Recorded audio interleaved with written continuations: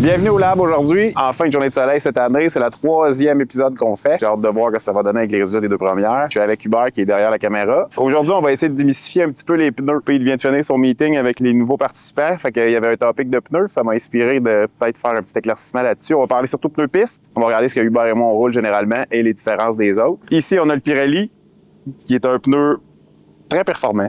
Dans le slick, par défaut, c'est performant. T'as-tu roulé Pirelli, toi, Hubert? J'ai jamais roulé Pirelli. Ça va être une excellente occasion de les essayer. Moi, j'ai roulé Pirelli. C'est pas comme dans le pneu automobile. Dans le pneu automobile, il y a des grandeurs, des dimensions marquées et c'est respecté. Exemple, une largeur en millimètres avec une hauteur en pourcentage de la largeur et une grandeur en pouces. Dans le pneu de moto, ils vont toujours marquer exemple. Par le pneu arrière, juste par exemple, je l'ai mesuré sur un Michelin et un Bridgestone. C'est du 277 les deux. Ils ont les mêmes chiffres, les mêmes dimensions. Sauf que quand tu mesures ta surface en largeur complète, il y avait 1 pouce de plus de surface de contact sur le Michelin. Pour des mêmes chiffres. Fait qu'on peut pas t'assier à ça, c'est vraiment une référence. Le Pirelli, moi, ce que j'avais trouvé, c'était sa forme qui était particulière. Je trouvais qu'il était beaucoup plus dur à amener en courbe. Pirelli, c'est le pneu qui a la carcasse la plus molle de la série, de tout ce que j'ai ici. C'est un pneu qui va se déformer beaucoup sur gros freinage. Donc, il faut que les pressions soient ajustées en fonction, selon la température, etc. Quelqu'un qui va freiner hyper fort va peut-être trouver que le pneu se déforme un petit peu trop puis perd, pas de l'adhérence, mais il va perdre du contrôle, si on veut. J'ai trouvé ça difficile. J'en avais parlé avec Pete. Il m'avait juste dit, tourne plus fort. Je comprends le point. Tourne plus fort. Sauf que quand t'es habitué à, c'est une chose. Quand t'es pas habitué, c'est un peu de changer des habitudes. Pour ce qui est de ça, c'est un super pneu. C'est vendu un peu partout. Beaucoup de gens ne jurent que par Pirelli et c'est comprenable. C'est vraiment un produit de haute qualité. Moi, personnellement, le feeling, j'ai pas quelque chose que j'ai adoré. Si on fait une petite allusion aux pneus de rue, les gens qui vont parler du Super Corsa, qui vont prétendre que c'est le même pneu, même gomme, même tout, c'est pas vrai. Toutes les gammes de pneus qui sont homologuées rue ont une gomme souvent qui est très molle aussi, mais qui va moins supporter la chaleur. Pour avoir vu des tests qui ont été faits avec, exemple, les Michelin Power Cup et tout ça, le Power Cup 2 n'équivalait pas au Power Stick. Il était un petit peu plus lent à prendre sa température, puis il était plus rapide à se désagréger sur circuit. Ça, c'est dans le slick Pirelli. Dans la deuxième catégorie, j'ai le Michelin, qui va avoir une surface aussi adhérente, là. On va aller selon les gommes, etc. La carcasse va être un petit peu plus rigide que le Pirelli, mais pas beaucoup. C'est pas une énorme différence. De passer d'un à l'autre, là, c'est pas quelque chose. Un pilote lambda verra pas une différence, là, que même quelqu'un comme nous, ses limites sont différentes. Lambda, c'est pas... Ouais, tu sais, je veux dire, là, on parle pas de niveau professionnel vraiment au niveau, là. Ça prendrait vraiment des experts pour pour avoir une différence puis pouvoir nous donner des détails nichés, là, de... Mon nom, le sticker dessus. Power Slick 2. Je l'ai déjà essayé, j'ai vraiment apprécié ce pneu, là, pour vrai, c'était quelque chose de... Ouais, c'est ça que je roule actuellement, puis j'adore ces pneus-là. Moi, le pneu arrière, j'adore la surface de contact du pneu arrière chez Michelin. Quand j'ai regardé côte à côte cet hiver durant la saison morte, puis à un moment donné, j'ai pris un tape, j'ai dit c'est pas possible. Puis quand je l'ai mesuré, j'ai fait voyons donc. J'en revenais pas, la différence est majeure. Ensuite de ça, Bridgestone dans le Batlax qui est roulé en CSBK au Canada. Souvent, les pneus, on va se le dire, il y a un petit peu des modes, là. Selon les régions. T'sais, si on regarde en Moto America, beaucoup, c'est du Dunlop. En FSBK, ça va être beaucoup de Pirelli, mais un peu de Michelin. Michelin qui s'en va à MotoGP, quitte le MotoGP l'année prochaine, c'est Pirelli qui prend la place. Mais ça change pour WSBK. Fait que c'est vraiment... Il y a un peu de la mode là-dedans, il y a un peu de marketing, là, faut pas se le cacher. Bridgestone, par contre, c'est un pneu qui était facile à trouver ici dans l'usager dû au pilote CSBK. C'est des pneus, celui-là, il est usagé, mais on s'entend, là. Tu peux-tu nous expliquer, Jean, la couleur bleutée? Je sais pas si on voit bien avec la cam, là, mais... Un pneu qui va avoir une couleur bleutée, là, c'est un pneu qui a déjà pris un peu sa température. Des fois, juste un pneu qui est chaud, qui a de l'eau qui coule dessus, comme on voit ici, c'est une goutte d'eau qui a fait ça. Fait que c'est juste une surface, c'est juste dans le fond un contact d'humidité au pneu. Quand il va venir plus vert, là c'est un pneu qui va avoir été en très haute température, puis peut-être que là c'est un petit peu moins génial. Il a overheat probablement. Ouais, qui a eu chaud du moins. Il a fait ses cycles de chauffe en masse. Soit dit en passant, parlant des cycles de chauffe sur un slick, ce qui est important de savoir, c'est que les cycles de chauffe sont quand même importants à respecter. Toi, tu roules tes warmers pas mal tout le temps entre tes séances? Quand je donne des cours, je roule pas là, parce que je mets pas de warmer parce qu'on arrête souvent. Puis, mais quand je pars pour faire mes runs solo, pour faire mes temps, là, je roule mes warmers, c'est sûr. Là. Okay, parce que ce que je vais expliquer du cycle de chauffe, c'est que si on démarre la journée, on met les warmers, on roule, on remet les warmers, on roule, on remet les warmers toute la journée. ça compte comme un cycle de chauffe. Si on met les warmers, on roule, on débarque, on les met pas. On les remet, on rembarque, on les remet pas. C'est considéré comme 2 ou 3 cycles de chauffe, tout dépendant. T'sais, dès qu'il baisse en température, on augmente le nombre de cycles de chauffe, ce qui est vraiment pas optimal. Moi, ce que je trouve bien du Bridgestone, c'est qu'il est très pointu. Donc, la mise sur langue est très facile. C'est un entre-deux aussi, là, du côté rigidité. On est capable d'aller chercher un super contrôle. C'est avec ça que j'ai fait les meilleurs temps à date, là. Avec le Bridgestone? Oui, c'est ce que je roule en ce moment. C'est ce qu'on va tester aussi aujourd'hui un petit peu. OK, on va tester les Bridgestone? Oui, on va l'essayer parce que c'est ça que je suis... Toi, t'es Michelin? Oui, Michelin. On va pouvoir peut-être se faire un petit comparatif, les deux, de nos ressentis, de ce qu'on a. Ensuite de ça, nouveauté que je vais essayer cette saison, j'ai mis la main sur du Continental. Ouh! Très peu populaire en Amérique. Tu parles de Continental aux gens, puis même dans le pneu de rue, les gens vont comme rire un petit peu de ça. C'est un petit peu pointé du doigt comme ça, du bas de gamme. Continental! Mais si on se fie en Europe, très apprécié le Continental. Contitrac. Oui, exact. Ouais, en Europe, c'est roulé beaucoup. Là. Il roule. Continental, c'est distribué par tous les détaillants, dans le fond, comme Moto Sans Limite, qui est un participant avec nous dans nos caméras. Merci d'ailleurs. Merci à Moto Sans Limite. Puis tout détaillant qui a un compte Kimpex, ça veut dire Kimpex distribue les Continentales Slick et même Conti Race Attack, je crois qu'il s'appelle. Oui, c'est ça. Mais là, malheureusement, on n'aura pas la chance de faire les tests des Conti aujourd'hui. Non. Mais ça va être dans des futurs projets. Ça. Exact. Ça va être un petit peu de force cette saison. Comme je l'ai pas essayé, je me suis fié un petit peu au review de Freddy Forêt que j'ai vu en Europe, qui le comparait un petit peu au Dunlop. Continental. Un petit peu moins rigide que le Dunlop. Mais c'était un pneu qui se rapprochait quand même beaucoup. Ça prenait un pneu en température pour que ça aille bien. Fait que c'est pour ça que je le gardais pour un petit peu plus tard en saison. Quoique aujourd'hui, c'est déjà très chaud. Mais je vais essayer la paire complète un petit peu plus tard en saison. Pour revenir justement à Dunlop, comme je parlais, le pneu que... Moi, je l'appelle le pneu qui fait peur aux gens. Là. Ouais, il me fait peur, lui. Les gens sont très craintifs. Les gens sont très craintifs d'essayer le Dunlop. Pour quel motif? Les gens disent qu'il faut que ce soit hyper chaud, que c'est glissant et tout et tout. Mais oui, c'est un pneu qui doit être chaud, c'est vrai. Puis c'est un pneu que si tu rentres pas fort en courbe avec, tu réussiras pas à le déformer suffisamment pour aller chercher... À cause de? L'adhérence. La carcasse qui est trop rigide.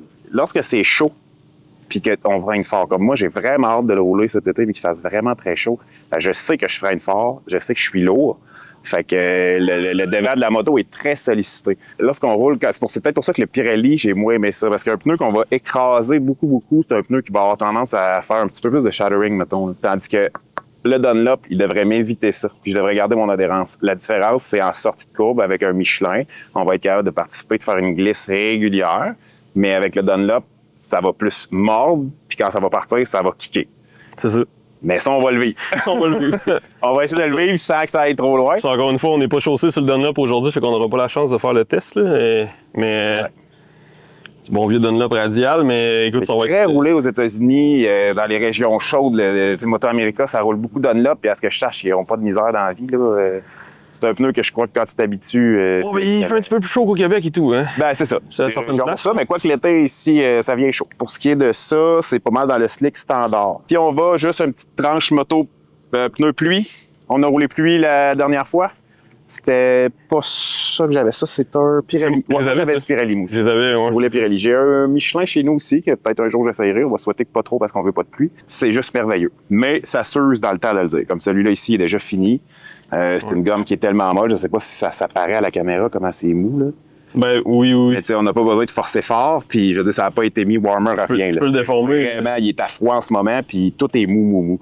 Mais puis ça prend ça pour avoir ton adhérence. Le bord qui est complètement défoncé. Là. Ouais, exact. Complètement mangé. Quasiment lisse. Là. Ouais. Mais c'est hyper efficace. Comme on avait parlé dans l'autre vidéo, j'en ai parlé toute la semaine avec tout le monde parce qu'on en revenait comme pas qu'on réussisse à avoir autant d'adhérence sur une surface mouillée avec un pneu. Dans le pneu de pluie, j'ai essayé seulement le Pirelli, j'ai pas essayé le reste. À mon avis, ça se ressemble, mais ça, faudrait regarder avec quelqu'un qui va être plus essayé. Je pense pas rouler assez de pluie pour faire le test de tout ça. Non, c'est ça. Je sais pas à quel point on va avoir la chance de rouler, la chance ou la malchance de rouler sur la pluie. Ouais, c'est ça. Ben moi, j'avais ça la chance maintenant, ben, j'ai vraiment trippé. Ouais, c'est le fun, c'est vraiment le fun. Fait que c'est ce qui concerne un petit peu les slicks de track. Pour ceux qui se demandaient si c'est nécessaire, non. Comme j'expliquais tantôt, on peut aller vers un Super Corsa, on peut aller vers un Power Cup 2, on peut aller vers une gamme un peu en dessous dans le pneu Track Day qu'ils appellent. Surtout en Europe, ils appellent beaucoup ça les pneus de Track Day. C'est un pneu que vous allez être capable de faire tout ce que vous voulez dans une journée. C'est un pneu qui va vous supporter en masse. Vous allez pouvoir le rouler dans la rue. Pas besoin de warmer. Ce qui est important d'un pneu, dans le fond, pour faire la chauffe d'un pneu, ce qui va le faire réchauffer, c'est pas comme en voiture. Pour les gens qui font des S, et des zigzags qui pensent chauffer le pneu comme ça. Vous faites que dissiper la chaleur et refroidir vos pneus. Je vois tu là sur les fameux forums, les studios connaissants qui expliquent qu'ils font ça pour que là, ils se font chialer de faire des S, mais que c'est parce qu'ils chauffent le pneu. Ben non, vous chauffez pas vos pneus. On va arrêter ça maintenant. C'est bien de valeur, mais les slaloms, ça chauffe pas en toutes les. Ce qui va chauffer un pneu, c'est une accélération et un freinage. Fait qu'on accélère, on refreine, on accélère, on refreine. Même chose un petit peu, c'est pourquoi dans les tours de chauffe et tout ça, les gars, ils vont aller quand même assez vite pour être capables d'effectuer le bon freinage, les bonnes accélérations, les bons freinages, parce que c'est ce qui va vraiment placer leur pneu. Fait que même sur la track ici, c'est ce qu'on fait quand on met pas nos warmers. On va y aller 2-3 tours. On clenche ici, on va breaker fort pour rien. On le fait un petit peu pour rien, juste pour prendre la température de nos pneus. C'est ce qui fait aussi que les scrubs qui sont vendus avec des threads. C'est quoi un scrub? Dans le fond, un scrub, ça va être un slick qui est usagé. Comme ça, ici, ça n'est. Celui-là, il est fini, c'est plus un scrub, c'est une poubelle. Bon, lui, on voit l'indicateur. En fait, je sais pas si on voit. Oui, on voit. Oui, il est pas mal fini. L'indicateur d'usure, il est pas mal. Il n'y a plus de carcasse. Sa forme, il est mou, il n'y a plus de carcasse. Complètement défoncé. Ouais, exact. Un scrub, ça va être un pneu comme ça, exemple, qui a 6 tours que j'ai récupéré. Fait qu'un pneu de 6 tours, on s'entend que c'est encore très bon, là. Les pneus des tracks d'usure sont très bonnes. Dans le fond, un scrub groové va donner l'avantage de prendre en température plus vite qu'un scrub normal. Fait que si vous voyez ça passer, ça peut être quelque chose qui peut être bon à ramasser pour quelqu'un qui n'a pas de warmer, etc. Faut pas s'attendre à un miracle non plus. Ça reste marketplace, des fois, ça peut faire la... Ouais, exact. Mais un scrub groové, ça reste un pneu qui a été modifié, travaillé. La carcasse a été touchée un petit peu, la gomme et tout ça. À quel point... Moi, j'ai jamais eu de trouble avec ça. Je connais personne qui a eu de problème avec ça. Faut juste se garder une réserve là-dessus, là, que ça reste, que ça demeure un pneu qui a été retouché, là. C'est ça. Pour ça. Puis dans la rue, on oublie ça, c'est vraiment certifié de pas aller sur les autoroutes parce que c'est des pneus qui vont surchauffer. En ligne droite, ça va surchauffer, puis c'est vraiment de la cochonnerie. Là. Puis, je veux dire, s'il pleut, c'est ça. T'as pas de rainure, là. Fait que puis, je vais être bien franc, j'ai déjà fini des slicks comme ça dans la rue, puis ça colle pas plus que d'autres choses parce qu'on pousse pas assez fort pour avoir peur de slick dans la rue, à moins d'être un peu cinglé, ce qui n'est pas mon cas là-dessus. Là. Je garde ça pour la piste. Fait que c'était un petit peu la capsule pneu qu'on va pouvoir... Fait qu'on y va-tu pour le test des Bridgestone? Ouais, on va tester les Bridgestone aujourd'hui, c'est la chaleur, ça devrait être quand même cool. Parfait.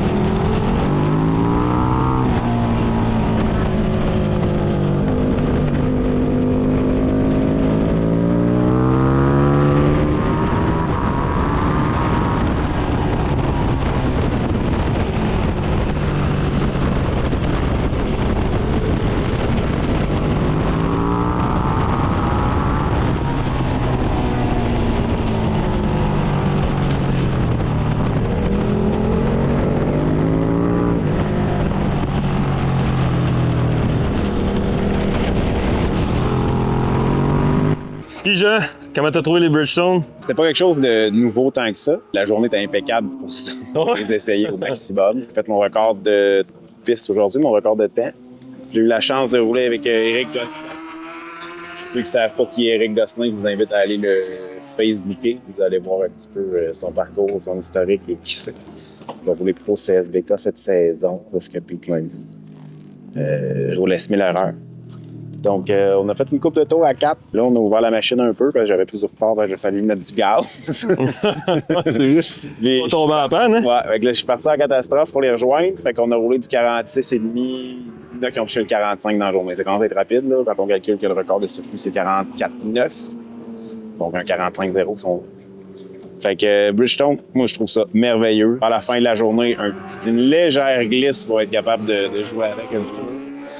Mais rien de catastrophique. Ils sont même pas finis. Puis ils étaient pas neufs. Fait que c'est quand même... je vais pouvoir commencer une journée probablement avec, ou peut-être une journée de cours. Pour donner des cours, là, ça peut faire la job. Sauf que si je ne courserais pas avec ça pour ce qu'il en reste. Mais il en reste encore. Il en reste encore.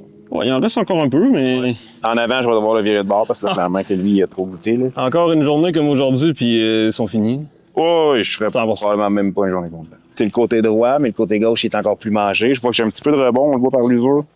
Mais j'ai changé ma technique d'entrée en courbe en chargeant mon devant beaucoup plus. Ce que j'ai aimé, c'est que le pneu l'a supporté. Ça aurait pu être un pneu plus mou, mais non, la carcasse était bonne. J'ai pu charger le devant au bout. Fait que Je sais pas si on va bon. c'est sûr que ça lousse le cul un petit peu. Mais non, très satisfait du Bridgestone comme toujours. Je sais que c'est en vente un petit peu partout. Là. Marketplace, comme tu avais dit dans le premier épisode, Ouais. super place pour trouver des props. Puis vu que c'est ce que les CSBK, c'est le pneu officiel CSBK, c'est un pneu qui est facile quand même à trouver. Là. Comme ça. Je trouve que c'est le pneu un petit peu tout allé, honnêtement, pour un peu monsieur, madame, tout le monde. Là, qui Ah, pour vrai, c'est le fun d'avoir testé le Bridgestone aujourd'hui. Ouais. C'est du Batlax Racing. C'est le VO2. Le VO3 est sorti. Je ne l'ai pas trouvé nulle part. Mais j'aimerais l'essayer. Ça a l'air qu'il est un petit peu plus endurant que ça. Je serais curieux de l'essayer. Ça a été en Europe, je sais qu'ils l'ont déjà. Ici, je l'ai vu absolument nulle part. On va savoir aussi le prix que ça vaut. Là. Mais Ouais, c'est ça. faut savoir, moi. Fait que ça ressemble à ça oui. pour. Fatigué. Moi, je suis Ouais, épuisé. c'est Pour vrai, on a moins d'enthousiasme que ce matin. Moi, je suis vraiment fatigué. quand même toasté. Le soleil nous a cuit en masse aujourd'hui. Ouais, on a eu la chance d'avoir une belle asphalte chaude aujourd'hui, fait que les pneus ont mangé une bonne. Ouais. Journée parfaite. Ouais, journée parfaite, hein? Yep. On Ouais. retrouve nos sens, on retrouve nos repères. Ouais. Prochain épisode, on va avoir un autre sujet. J'ai aucune idée sur le col. Moi, j'ai déjà mon Lui, c'est idée, tout déjà puis d'avance. Ça va... On va créer des polémiques. Oh non. Oh non. Bon. All right. Ciao!